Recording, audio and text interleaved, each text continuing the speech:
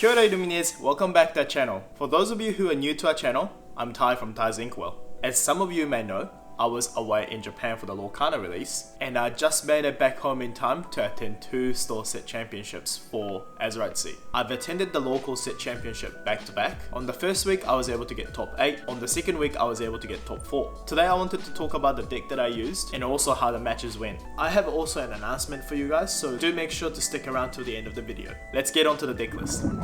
In this set championship, I ended up using my Ruby Sapphire Shark deck. I've always liked playing Ruby Sapphire. For this set championship, I was tossing up between the Sisu item control or this Maui Shark action deck.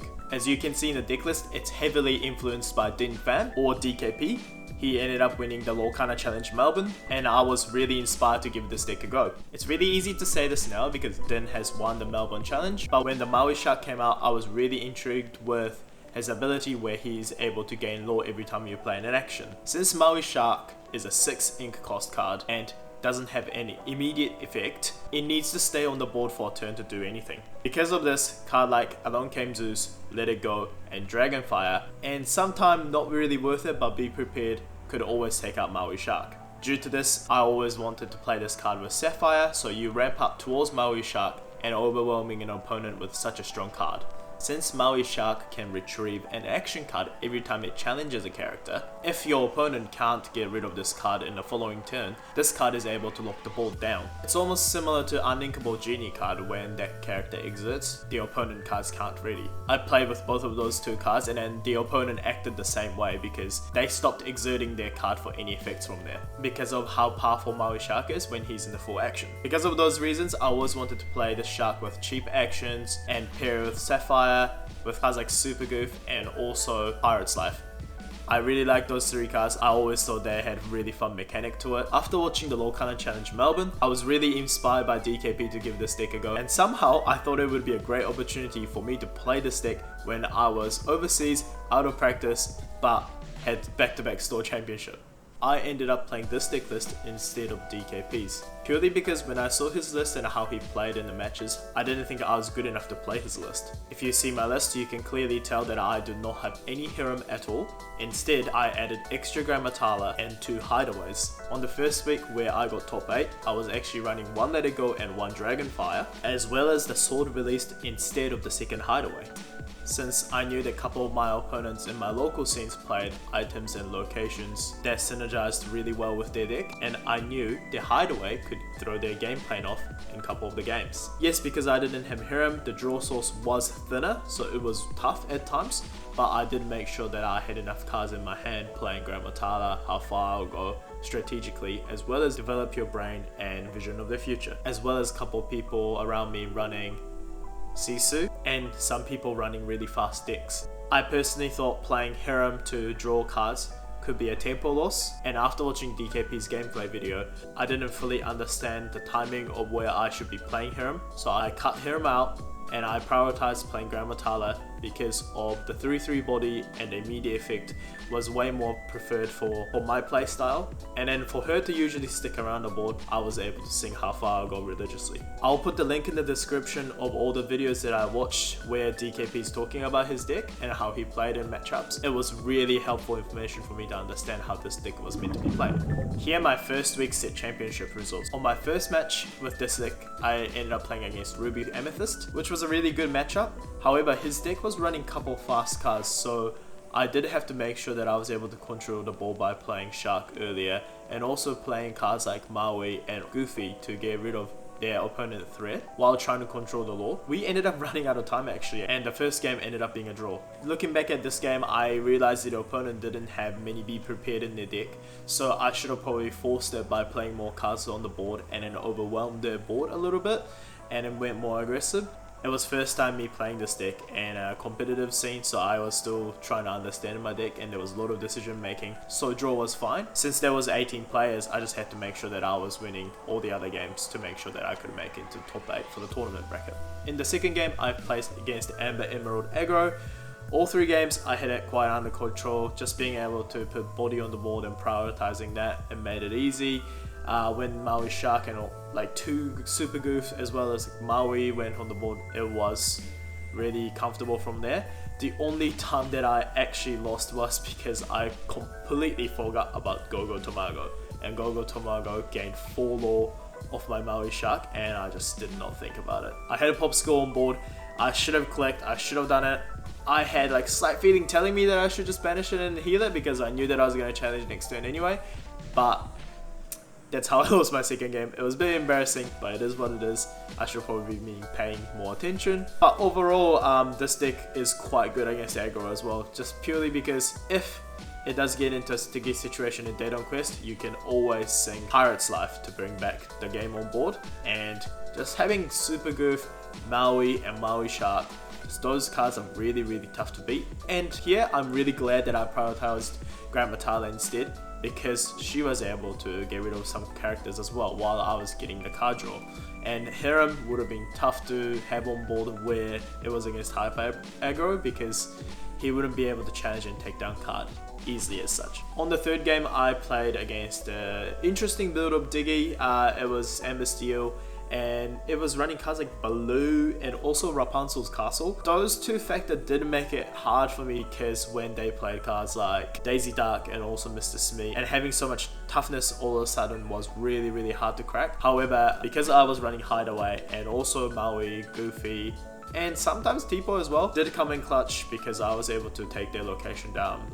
Just like DKP was saying, honestly Maui Hero to All is great card against locations, as well as some one-to-one answers if you want to get rid of their opponent's threat immediately. Because this deck was definitely more aggro, I was able to keep it under control with those 3 cards again. And cards like Brawl still hit, so being able to play Brawl, stall the game till Maui Shark came on board, and from there they couldn't get any lore, and I was able to take the board control, so that was pretty easy from there. On the fourth game, I think this is where I realized how Hiram was important, and DKP puts Hiram on his list. I faced against a Ruby Sapphire where there was item control with also running Shark and MacDuck Mana. They were matching my speed quite well and early on, but because of how their deck has more late game answers like Tamatoa, Lucky Dime, as well as the Big Sisu and also Maleficent Dragon, I tried to keep my hand in a way so I was able to get rid of their opponent's threat.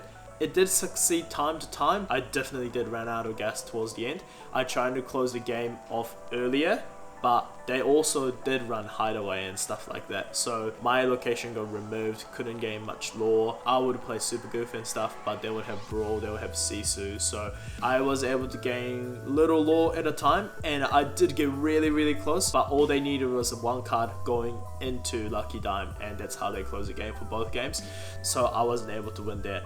And this is the reason that on the second week I ended up running 2 Hideaways. DKP obviously doesn't have this card on his list, but in my local scene there are other players who plays location and items that benefits their deck significantly, card like Emerald, Comic-Con, and also the library and stuff like that. So that's why I ended up putting 2 for the week after. But this week, because I was only running 1, didn't end up picking it up, and I felt like that's how I lost the game. Opponent running Grand Matala as well as Hiram, they were able to filter their deck really nicely, getting all the cards and answers they needed, and I wasn't able to do that because I don't run Hiram. So definitely the card draw advantage I did lose there, and then that deck having a longer lifespan, I felt like I was running out of gas towards the end and I lost the game that way. However, it was really close, so it was a really fun game. On the game 5, I ended up playing against Sapphire Steel, and this deck was another aggro-y deck, but also had a couple cards to make it a bit more mid-range as well. Ended up going 2-1. The game that I lost was they were able to play card like Tiana and also Pete. Because they didn't play any cards that gave him a card draw, I had no answers since my deck relies on playing action. When they started going wide and when they weren't exerting, I did not have any option to get rid of their card, and I could not play in action, so that was really tough. This actually ended up happening in the second week of the store championships as well. I felt like it was quite hard for this deck to go against Sapphire Steel matchups when they play cards that don't let you play any actions. I ended up winning 3 games and drawing 1 and losing 1, so that gave me enough points to go into top 8. And for my first top 8 match, I ended up facing a Steel Song deck. First game, he played it quite fast, thinking that my deck would be a typical Ruby Sapphire, so I was actually able to beat down their characters really well with cards like Maui Shark and also Super Goof. However, in the second game, he was able to control the tempo really nicely with picking up cards that resulted in straight answers and over, and I lost majority of my Maui Sharks and also my Maui, so he was able to control the board and win the game on the second game.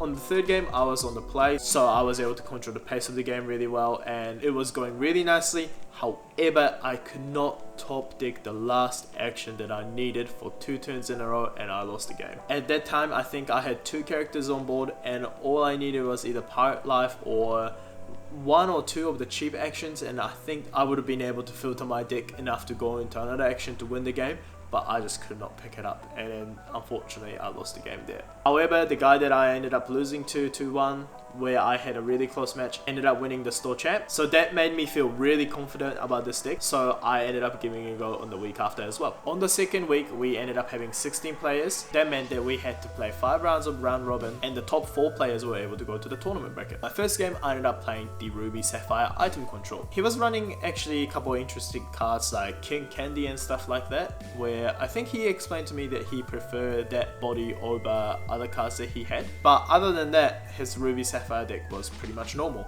I ended up going 2-1 against this deck, and because this was second week, I've obviously made a couple of changes that I mentioned from the first week, and my deck was way more reliable. I'm not sure which video, but I remember DKP saying if you are facing a mirror matchup, like when they are playing Harem on turn 3 or turn 4, or Gramatala to pick up cards, that's totally fine because you are able to go faster. And this is exactly what I did, so I ended up playing cards like Macduck Manor, and on following turn I played Maui Shark, and I completely mummified their board because they couldn't exert to challenge because they were scared of Maui Shark and retrieving an action card for me to gain additional lore, and they didn't have any cards to take down Maui Shark at the time, and the only option that they had was Be Prepared. However, they didn't have any cards to take down Macduck Manor earlier, so I was going to gain lore that way. I was able to pressure the opponent with unfavored trades over and over, and that's how I was able to win game 1 and game 3.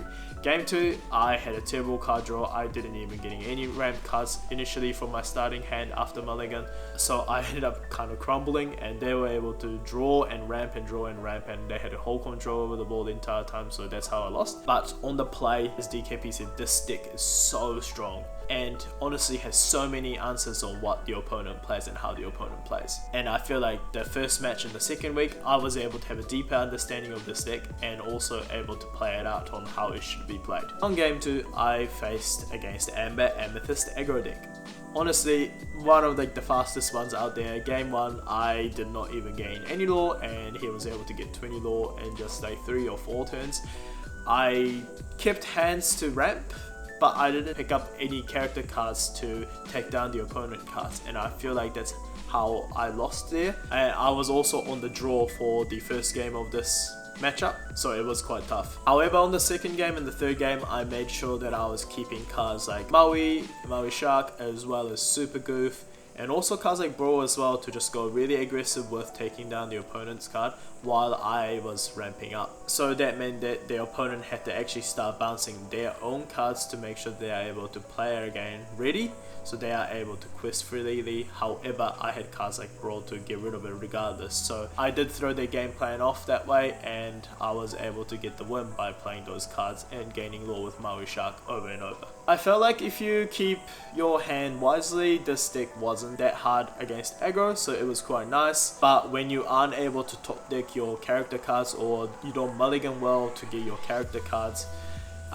this deck can be really tough against aggro decks. Because of how thin your character cards are in this deck, you definitely have to make sure that you are able to get those cards from your mulligan and also draws. On the third game, I ended up facing Amethyst Steel. I ended up going 2-1 as well. The guy that I faced, really good player, and he was playing fast but also mid-rangey Amethyst Steel. He had card like Gantu and stuff like that, as well as location possibly as well. Again, because I was running 2 hideaways, that meant no problem. He also didn't have any Along Came Zeus in his deck, so my Maui Shark was quite untouchable, and when I put that card down every time, he did find it really difficult to take it down.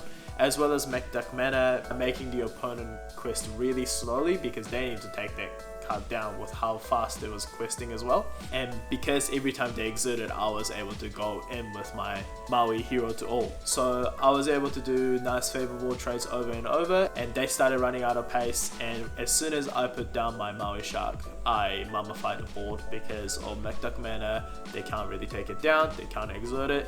As soon as they exert, I can go in with my shark to get my pirate life back. And I think in one of the games I was able to play 2 or 3 pirate life, so that's 9 lore there with Maui Shark on the board. Again, I knew that I had to slow down the opponent by trading in with like Super Goof and also Maui Hero Tool as well as McDuck mana while I was trying to draw cards, as DKP calls it, like going shopping, and then getting cards that I needed was what I needed to do. So it worked out really nicely, and being able to find my Maui Shark and then play it was quite nice. I think on the game that I lost, I wasn't able to pick up my Maui Shark, so because of how this deck relies on Maui Shark, it does get quite tough when you can't pick him up. On my game 4, I faced Emerald Amethyst Bounce, and I had played against him many times in the local scene, but he plays the Emerald Chromicon, and honestly this item finds it quite annoying because it adds like an interesting element to the game, and sometimes you don't think clear enough when this item is on the board. And me running to Hideaway was really helpful because I was able to get rid of his item that way, and honestly I was kind of running that Hideaway against this item and McDuck mana and Lucky Dime, so it was quite nice that I was able to do exactly what I wanted. I ended up going 2-1 against him, and on the third game I was able to play my Pirate's Life 3 times because obviously Emerald Amethyst, if you can't quest early you can't win the game. So since I was able to play cards like Super Goof into Shenzi, Super Goof still staying on the board, and also Maui Hero Tool taking down pretty much any of their characters in the favorable challenge, it was really nice. And worst case scenario, my Grandma Tala, after she's saying how far I'll go, just traded in against Fox, so that was totally fine. It was quite worth it. And again, DKP says this as well, but Tipo just keeps questing and none of your opponents actually sees it. He just keeps questing, and if your opponent doesn't use card like Fire the Cannon, Brawl, Let the Storm Rage on and cards like that, he does end up questing for like 5. And that's quarter of the lore that you need in the game to win. So it was really nice for that card to actually be working as exactly as how Dinh has said it in his videos. And this is purely because that card gets ignored after he does his job, which is obviously putting a card into your Inkwell face down exerted. At this point I was 4-0, so I was feeling really confident, and on my 5th game it didn't matter what the result was, so I was able to like relax a little bit, but I ended up facing Sapphire Steel, which was the deck that I was feeling a bit iffy to face against. And actually this is the only game that I ended up losing 1-2. His deck was quite mid-rangey. He was running cards like Hiram to pick up cards, as well as Along Came Zeus, Fire the Cannon, Smash, and Robin Hood, as well as Gantu and Alice and Pete. He played his cards really nicely, had answers to majority of the cards that I was dishing out, but he was able to filter his hands really nicely over and over with the Sapphire Steel cards, and I just could not the life of me pick up the cards that I needed to deal with it in time. I probably should have played Be Prepared to not be greedy at times to get rid of his board, but he played his Pete really wisely to make sure that I wasn't able to do that, and he ended up questing in like 2-3 turns to get to 20 because I wasn't able to get rid of his cards, and he ended up taking the game. As I have said before, because this deck relies on playing action to gain the last couple of lures, if the Pete comes out, it's quite tough, and when they go wide with Pete, because Be Prepared becomes mummified as well, and there were at times that I didn't have any cards to deal with that scenario. However, after those 5 rounds, I still ended up coming first in the round robin, so I was able to make it to top 4, which made me really confident and happy because this was my first ever time that I have done this well in a store championship, and I felt like I had way more deeper understanding of this deck, so I was feeling really great. However, I ended up losing my first top 4 game, and ironically, out of all the people that made it to top 4, I've already faced against, and I actually ended up losing to the guy that plays the Emerald Amethyst deck. He ended up taking the game because he utilized his Go-Go Tamago well. Unfortunately, in the second game, I made a crucial mistake where I did not pick up Be Prepared after challenging with Maui Shark, where I should have, but I got greedy and I didn't do it, and that costed me the game. And again, the person that I lost to ended up getting their store champion. Earlier that day, I bet that guy and I have taken a game against him too, so I feel really good about that. Because this was my first ever set to play store champs and local leagues properly, it was really nice to build up some confidence, and I'm really excited to see how I will do for my next set. And again, this Ruby Sapphire Maui Shark was really fun to play. I will leave my deck list in the description below, but please do make sure to check out DKP's YouTube channel and also all the videos that I'll leave in the description for how he built his deck around and how he played his deck, because obviously without his deck I wouldn't have made my deck like this at all, and he was the inspiration and also encouragement for me to give this Maui Shark Super Goof combo a go again.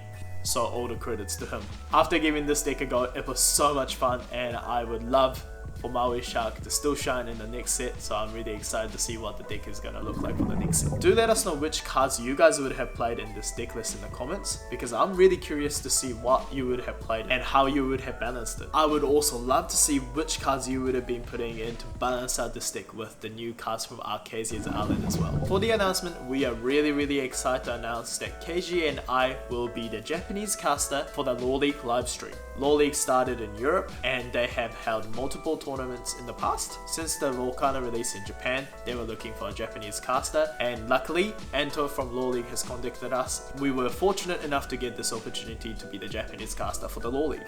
We are super excited for this opportunity, and would it be cool to connect with English audience as well as the Japanese audience as well. I will leave the link in the description below for the Lore League details. Thanks for watching this video, I hope you guys enjoyed it, and I am super excited for the next set Arcasia's Island to see that if I can do better in the next set championship. I was really happy to get top 8 and top 4 in the set championship since Scar promo was so beautiful and I really wanted one. And I would like to say thank you so much for all the viewers and subscribers. Because of you guys and your guys' comments really encouraged me to keep playing Lorcana and also putting contents like this out. We'll be releasing the brand new set Arcasia's Island related content really soon, as well as a couple cool things that we are planning to do for this year, so don't forget to like and subscribe for more Lorcana contents in future.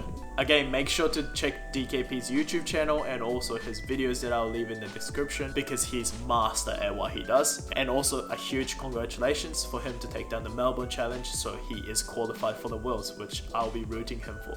Thanks for watching this video, and we'll see you in the next one. Stay ready till next time. Bye.